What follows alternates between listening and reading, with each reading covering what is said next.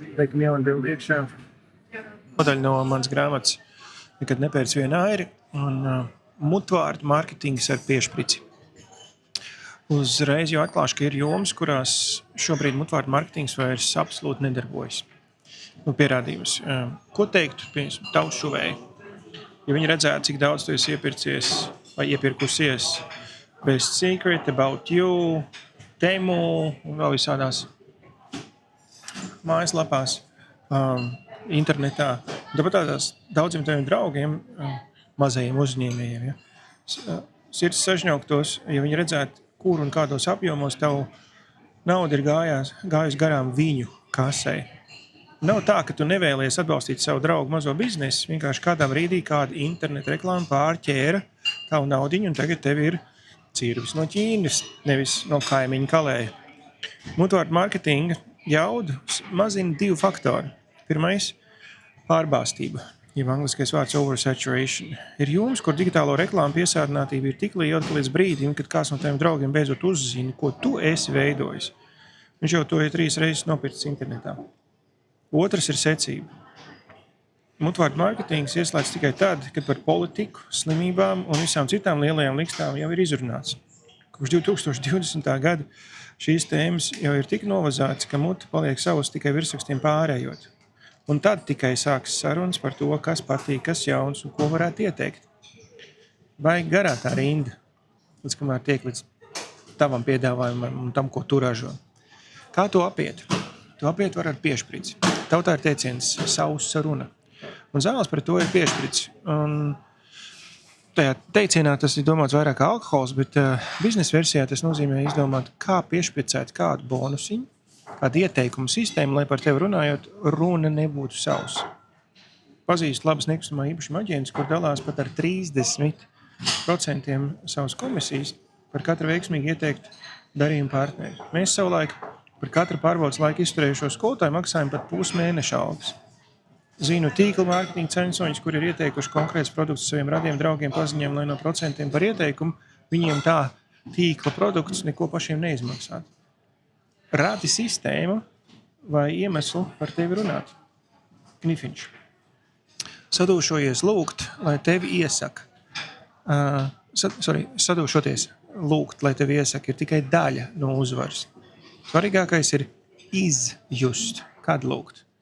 Labākais laiks ir 1. vai 2. nedēļa vai mēnesis, kad tavu jaunā klienta sajūsma un rezultāti izmantojot tavu risinājumu ir pašā augšā. Nepalaid garām sākotnējās sajūsmas pozi. Tas ir interesanti lieta par tām atsauksmēm. Es pabeigšu šo nodaļu, tad es pateikšu pēdējo piedzīvojumu, kas mums tagad bija Itālijā.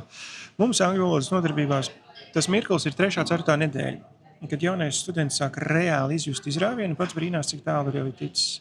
Tad ir labākais mirklis piezvanīt vai pēc mācības stundas pārnāt. Klau, mums nākamnedēļ būs viena paraugu nodarbība. Es varētu dabūt vietu 2, 3 taviem draugiem, kolēģiem, kuriem līdzīgi kā tev vajadzētu uzlabot angļu valodas zināšanas. Kad man tev piezvanīt par to, cik vietības rezervēt tavējiem? Rīt no rīta vai labāk pēcpusdienā? Šis teksts, starp citu, ir ļoti svarīgs. Tur ir vairākas nianses pie tā, ka mēs aktivizējam cilvēku ieteikumu un neļaujam viņiem marinēt to līdz jāņem nākamā gada. Bet, un arī tur ir konkrēts call to action. Iesaku noklausīties vienreiz, tur ir konkrēts sarunas skripts, bet ar to, kad prasīt. Ļoti, ļoti svarīgi nianses.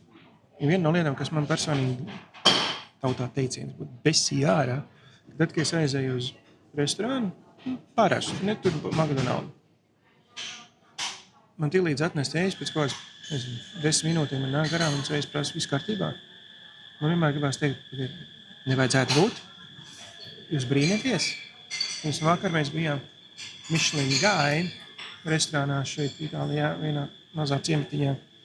Un man patika, es pēc tam gonītēji teicu, pēc tās maltītes, arī viņi paprasīja pašās beigās, how was everything? Bet tas bija pašās beigās, kad un nenāca pēc katra iedod man šito, how's everything? No. Viņi zina to, ka ir labi. Un viņi zina, ko viņi mērījuši. Viņi skatījušies to, ka labākais laiks, kad cilvēks, tas height of experience.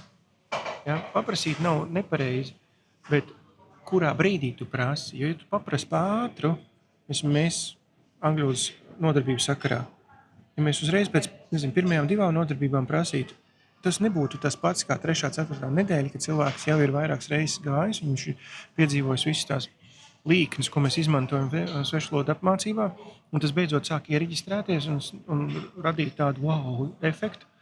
Tad ir tas mirklis, kad ir jāprasa.